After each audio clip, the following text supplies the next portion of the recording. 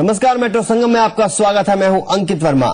नोएडा में फ्लैट में मिले शवों को लेकर नया खुलासा हुआ है। मामले में हत्या के पीछे पुलिस को पति पर शक था।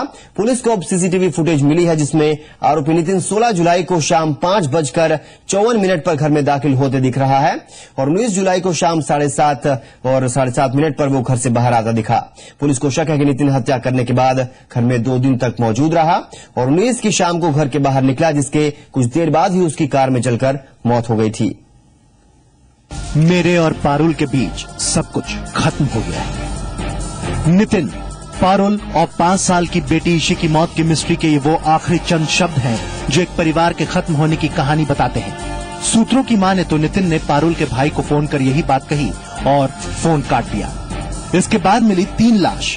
नोएडा के सेक्टर 120 के फ्लैट में पारुल और ईशी की लाश और नोएडा एक्सप्रेसवे पर कार में जला मिला नितिन।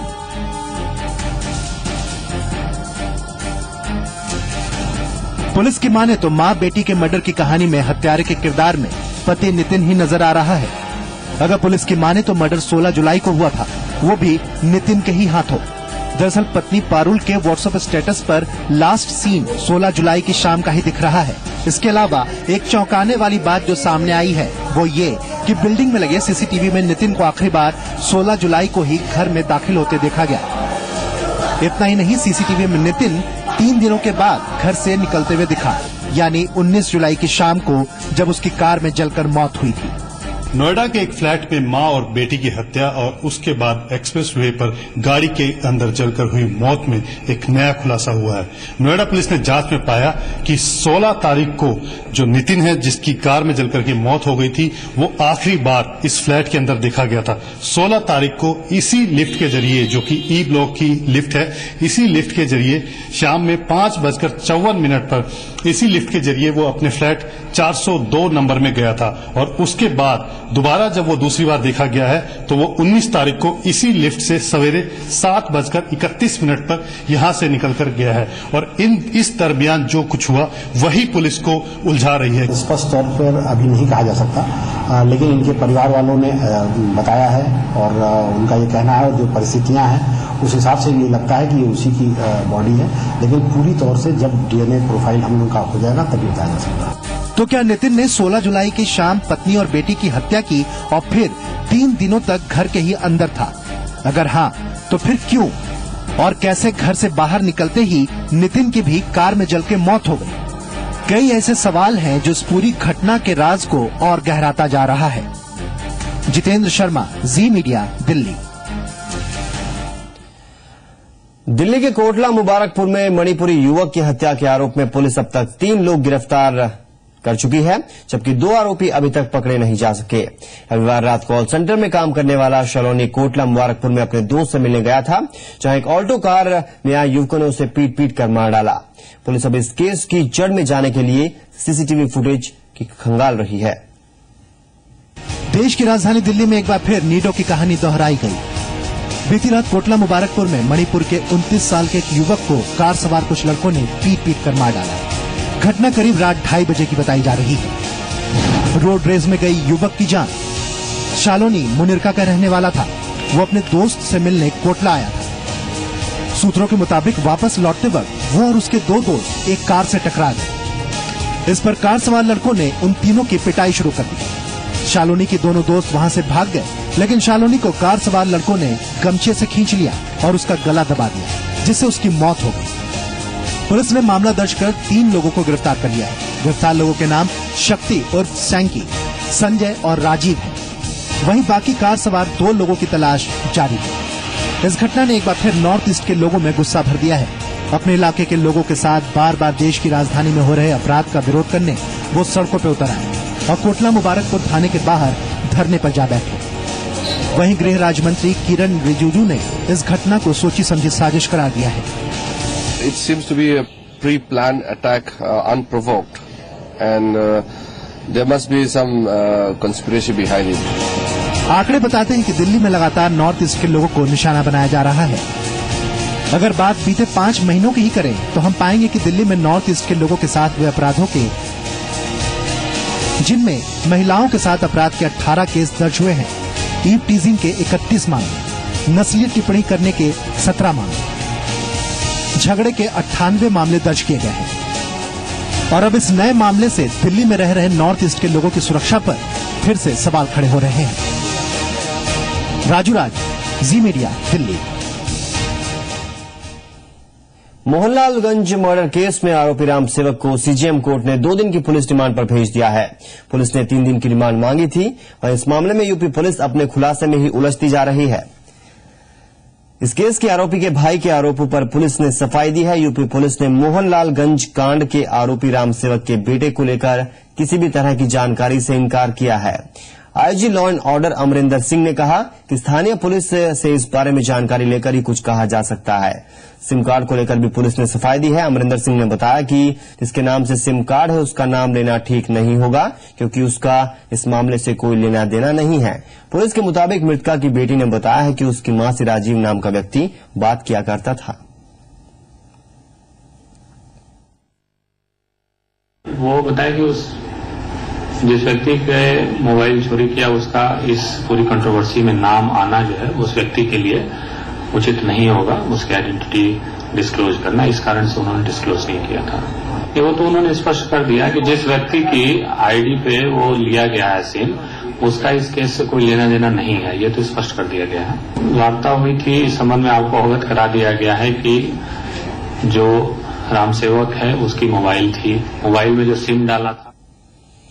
लखनऊ के मोहनलालगंज मर्डर केस में नया खुलासा हुआ है। जानकारी के मुताबिक हत्या को अंजाम देने वाले आरोपी राम सेवक ने महिला से बात करने के लिए जिस सिम कार्ड का इस्तेमाल किया था वो अजीम नाम के एक वेल्डर का है, जिसने एक महिला के नाम से सिम कार्ड लिया था। लेकिन अभी तक उस राजीव नाम के शख्स का पता नहीं चल सका है, जिसके नाम से आरोपी राम सेवक महिला से बातें किया करता था।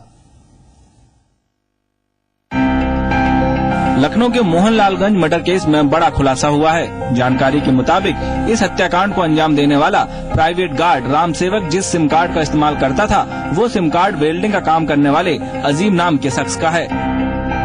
अजीम ने ये सिम कार्ड किसी महिला के नाम से लिया था। आरोपी राम सेवक अजीम के सिम कार्ड से महिला से बातें किया करता था, लेकिन राम सेवक के पास अजीम का सिम कार्ड कैसे पहुंचा इसका पता नहीं चल सका है। क्या वेल्डिंग का काम करने वाला अजीम और राम सेवक एक दूसरे को जानते थे? अजीम के सिम कार्ड से ही आरोपी राम सेवक महिला से बतौर राजीव बनकर बात किया करता था, जिसका जिक्र खुद यूपी पुलिस ने किया है। और 14/7 को कॉल किया, फोन रिसीव नहीं हुआ, किंतु थोड़ी देर बाद पीड़िता ने इसे कॉल बैक किया तथा बातचीत से पूछा कि क्या राजीव बोल रहे हो, तो उसने कहा हाँ, और इनके बीच बातचीत होने लगी, बातचीत बढ़ी। दिनांक 16/7 को 16/7 की रात में अभियुक्त ने राजीव के रूप में पीड़िता को फोन कर मोहनलालगंज बुलाया। ऐसे में सवाल ये कि आखिर राजीव है कौन और कहां है, जिसका जवाब अभी तक लखनऊ पुलिस के पास नहीं है। आपको बता दें, 16 जुलाई की रात मोहनलालगंज थाना इलाके के एक प्राइमरी स्कूल में राम सेवक ने महिला की निर्मम हत्या कर दी थी। ब्यूरो रिपोर्ट, जी मीडिया। कहते हैं कि शिक्षक या गुरु को भगवान का दर्जा देना चाहिए, लेकिन ऐसी कहावतों और सूत्रों को बनाने वालों का पाला आंध्र प्रदेश के उन शिक्षकों से नहीं पड़ा होगा जिनका वीडियो हम आपको दिखा रहे हैं। आंध्र प्रदेश के काकीनाडा में 3 नेत्रहीन छात्रों की पिटाई का ये वीडियो देखकर पूरा देश हैरान है। इस वीडियो में एक टीचर 3 छात्रों की पिटाई कर रहा है और दूसरा टीचर छात्रों को पकड़ रहा है ताकि उनकी पिटाई की जा सके। बच्चे रो रो कर माफी मांग रहे हैं, लेकिन बेरहम शिक्षकों को थोड़ी सी भी दया नहीं आ रही। 3 नेत्रहीन बच्चों की पिटाई का यह मामला एक प्राइवेट रेजिडेंशियल ब्लाइंड स्कूल का है। वीडियो सामने आने के बाद लोगों ने ब्लाइंड स्कूल में तोड़फोड़ कर दी। दोनों आरोपी टीचरों की भी जमकर पिटाई की गई। बाद में पुलिस ने दोनों को गिरफ्तार कर लिया। इस घटना के बाद आंध्र प्रदेश सरकार ने जिला शिक्षा अधिकारी से पूरे मामले पर जानकारी मांगी है। इसे लेकर लोगों में अब भी बहुत गुस्सा है।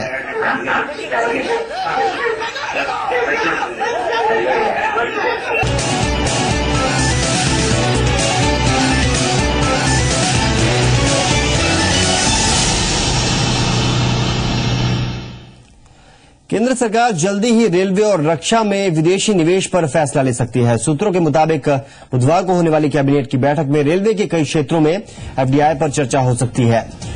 वाणिज्य मंत्रालय के तहत आने वाले department of industrial policy and promotion यानी डीआईपीपी ने रेलवे के कई क्षेत्रों में 100% एफडीआई का प्रस्ताव दिया है।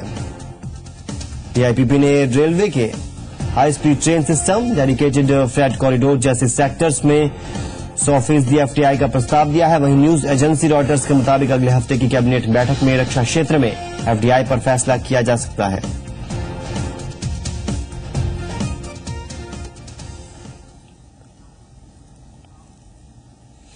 आगे बढ़ते हैं। वित्त मंत्री अरुण जेटली ने इनकम टैक्स अधिकारियों को फरमान जारी किया है कि टैक्स वसूली के लिए टैक्स पेयर्स को ज्यादा परेशान न किया जाए, लेकिन बकाया टैक्स की वसूली की कोशिश जरूर करें। उन्होंने कहा कि अधिकारी विदेशों से काला धन लाने के इंतजार में ही न बैठे रहें, बल्कि देश में जो काला धन लोगों के पास पड़ा हुआ है उसे बाहर निकालने का भी प्रयास करें। उन्होंने कहा कि काले धन के खिलाफ सख्त कार्रवाई करें, लेकिन खर्चीली कानूनी कार्रवाई से बचें और समझौते का रास्ता अपनाएं। वित्त मंत्री ने भरोसा दिया कि ऐसा करने से टैक्स वसूली का लक्ष्य भी पूरा हो सकेगा।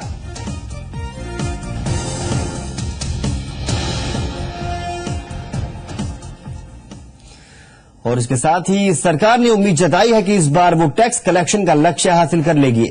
वित्त मंत्री अरुण जेटली ने भरोसा दिया कि बजट में वित्त वर्ष 2014-15 के लिए 13.64 लाख करोड़ का टैक्स कलेक्शन का लक्ष्य दिया गया था। इससे कहीं ज्यादा टैक्स कलेक्शन होगा। पिछले वित्त वर्ष यानी 2013-14 में टैक्स कलेक्शन का लक्ष्य 77,000 करोड़ रुपए से चूक गया था। जहां तक इनडायरेक्ट टैक्स की बात है, सरकार को निराशा हाथ लग सकती है क्योंकि अर्थव्यवस्था में स्लो डाउन है, लेकिन इनकम टैक्स के मोर्चे पर लक्ष्य से ज्यादा कलेक्शन की उम्मीद है।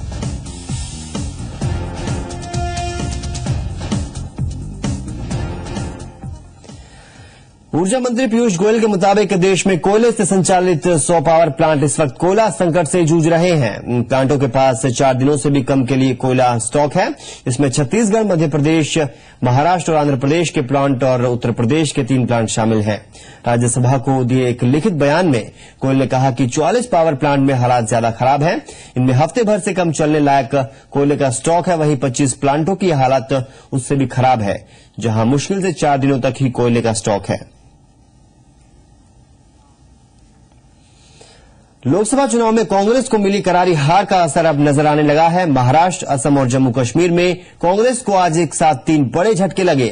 महाराष्ट्र में जहां नारायण राणे ने पद से इस्तीफा दे दिया, तो वहीं असम में एक साथ 18 विधायकों ने अपने इस्तीफे सौंप दिए। जम्मू कश्मीर में भी एक पूर्व सांसद ने कांग्रेस का दामन छोड़ दिया।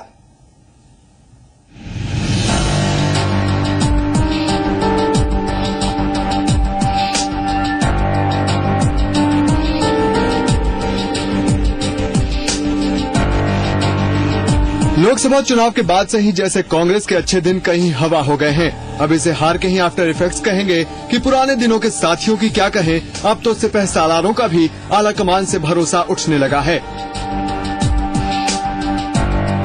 जम्मू कश्मीर में कांग्रेस की पुरानी साथी रही नेशनल कॉन्फ्रेंस ने अभी हाथ से नाता ही तोड़ा था कि अब महाराष्ट्र और असम में भी पार्टी की मुश्किलें बढ़ती नजर आ रही हैं।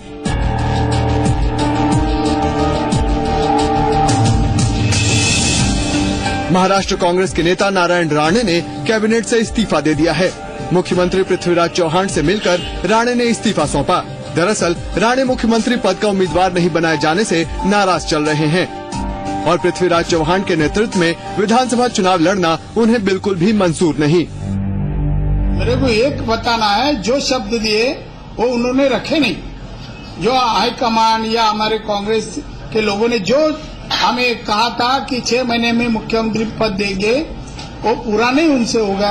ये खाली मैं बोला है, उसका एलिगेशन नहीं कर रहा हूँ। मैं इतना ही कर रहा हूँ कि जो जबान दी वो पूरी नहीं हुई। दूसरी तरफ असम में कांग्रेस की तरुण गोगोई सरकार पर खतरा मंडरा रहा है। सीएम तरुण गोगोई से नाराज 32 विधायकों में से 18 ने अपने इस्तीफे कांग्रेस हाईकमान को सौंप दिए। सूत्रों की माने तो ये विधायक सीएम तरुण गोगोई के कामकाज से खुश नहीं हैं। Hereafter, I say we have decided that continuing under the Gogoi ministry is not advisable mentally, physically, politically, because now it is no longer advisable for anybody to work under Chief Minister Gogoi mentally, physically, politically, not nowhere. It is no longer it is advisable. वहीं जम्मू कश्मीर में तो party को अंदर और बाहर दोनों मोर्चे पर जंग लड़नी पड़ रही है। एनसी ने कांग्रेस से सालों पुराना नाता तोड़ दिया है, तो वहीं जम्मू कश्मीर से कांग्रेस के पूर्व सांसद चौधरी लाल सिंह ने कांग्रेस को अलविदा कह दिया है। लेकिन कांग्रेस का मानना है कि जल्द ही ये सारे संकट को दूर कर लिया जाएगा। ये बात नहीं मानता कि वक्त कांग्रेस के खिलाफ है। यकीनन हमारी बहुत सारी गलतियां रही हैं माजी के अंदर और जिसका नतीजा हमारे सामने है। हमें भरोसा है कि कश्मीर के अंदर हम सरकार बनाएंगे। लोकसभा चुनाव में करारी शिकस्त के बाद से ही कांग्रेस को बुरे दौर से गुजरना पड़ रहा है। जहां एक तरफ गठबंधन पार्टियां दबे पांव कांग्रेस से दूरियां बढ़ा रही हैं, तो वहीं कांग्रेस के अंदर भी नेताओं और कार्यकर्ताओं का आला नेतृत्व से मोह भंग होने लगा है। ब्यूरो रिपोर्ट, जी मीडिया।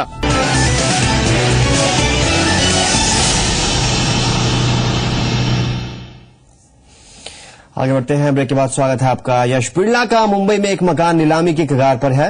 यश बिड़ला ने आईएनजी वैश्य बैंक से 2012 में 19 करोड़ रुपए का लोन लिया था, लेकिन बाद में वो लोन नहीं चुका पाए। लोन चुकाने की मियाद बार बार बढ़ाने के बाद भी पैसा न मिलने पर आईएनजी वैश्य बैंक ने प्रॉपर्टी अटैच कर दी। आईएनजी ने जो प्रॉपर्टी अटैच की है वो मुंबई के पॉश इलाके कैंप्स कॉर्नर में है। यश बिड़ला की इस प्रॉपर्टी का जायजा लिया जी मीडिया संवाददाता कुमार कार्तिकेय ने। मुंबई के कैंप्स कॉर्नर के पॉश इलाके का बंगला यश बिड़ला का है, जिसे आईएनजी वैश्य बैंक ने नीलामी के लिए आगे बढ़ा दिया है। यश बिड़ला ने 2012 में 19 करोड़ रुपए का लोन लिया था आईएनजी वैश्य बैंक ने और 19 करोड़ 43 लाख रुपए उसे चुकाने थे, लेकिन वे इस पैसे को नहीं चुका पाए हैं और 2 जुलाई को ने कब्जे में ले लिया है इस प्रॉपर्टी को और 40 करोड़ रुपए इसकी कीमत है। जो इन्हें रिजर्व प्राइस रखा है वो करीब 31 करोड़ 45 लाख रुपए रखा है और 12 अगस्त तक इसके लिए बिड बुलवाई गई है। मुंबई के कैंप्स कॉर्नर की एक प्रसिद्ध ग्रैंड पार्टी सोसाइटी में इनका ये बंगलो है। यहाँ हमसे पोस्टमैन से भी बातचीत हुई। उन्होंने कहा कि बैंक की ओर से कई नोटिस आए हैं जिसको यहाँ पर जो किराएदार हैं वो लेने से इनकार कर रहे हैं। यश बिड़ला ग्रुप की ओर से भी कोई जवाब नहीं दिया जा रहा है पोस्टमैन को, यानी पोस्टल डिपार्टमेंट को। बैंक के सारे नोटिस भी वापस जा रहे हैं, जिसको देखते हुए बैंक को एक कदम उठाना पड़ा। कुमार कार्तिकेय, जी मीडिया, मुंबई।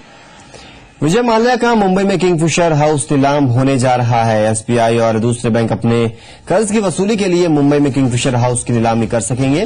किंगफिशर एयरलाइंस ने सुप्रीम कोर्ट में बैंकों के खिलाफ अपनी याचिका वापस ले ली है। कंपनी ने बैंकों को किंगफिशर हाउस अपने कब्जे में लेने से रोकने के लिए याचिका दायर की थी। केएफए हाउस की वैल्यूएशन करीब 39 करोड़ है। बैंक विजय माल्या का गोवा स्थित विला भी नीलाम करना चाहते हैं। बैंकों को किंगफिशर एयरलाइंस से करीब 7,000 करोड़ रुपए से ज्यादा वसूलना है।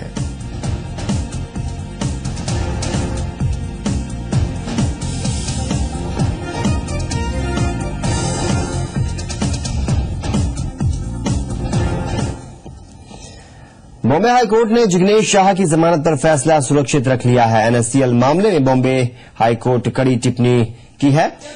कोर्ट ने कहा कि ब्रोकर्स की अब तक गिरफ्तारी क्यों नहीं हुई है। दरअसल निवेशकों ने बॉम्बे हाईकोर्ट में जमकर हंगामा किया जब जिग्नेश शाह की जमानत पर सुनवाई चल रही थी। जिग्नेश शाह को 1100 करोड़ रुपए डिपॉजिट के बाद ही जमानत देने की मांग की गई है। कोर्ट ने पूछा कि क्या एफटीआईएल पैसा जमा करने को तैयार है।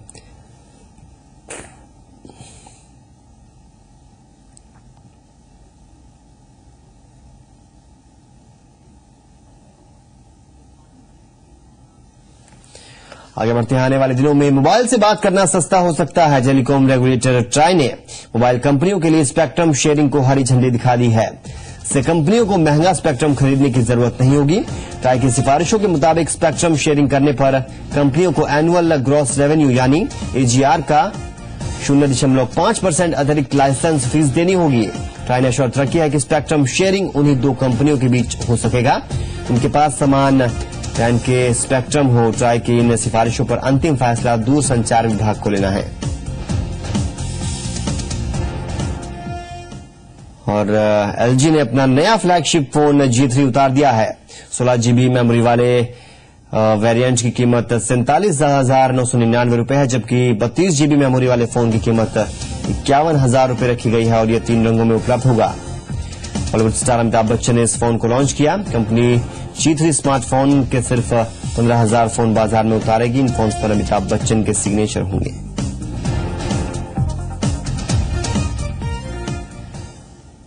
और अभी कुछ दिनों पहले सस्ते घरों के बारे में खबर आई थी।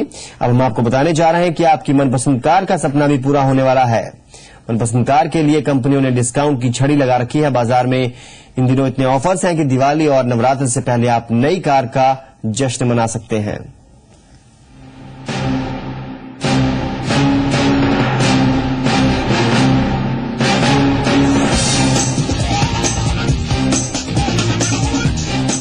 क्या आप कार खरीदना चाहते हैं? क्या ये कार खरीदने का सही समय है? क्या आप दिवाली और नवरात्र से ज्यादा डिस्काउंट है? क्या हैचबैक की कीमत में सेडान मिल सकती है? जी हाँ, ये कुछ ऐसे सवाल हैं जो आपके जहन में होंगे, क्योंकि सस्ते घरों के बाद अब सस्ती कार की बात हो रही है। कार कंपनियां ज्यादा से ज्यादा बिक्री के लिए इन दिनों गाड़ियों पर जबरदस्त डिस्काउंट दे रही हैं। डिस्काउंट इतना है कि आप नवरात्र या फिर दिवाली से पहले गाड़ी खरीद सकते हैं।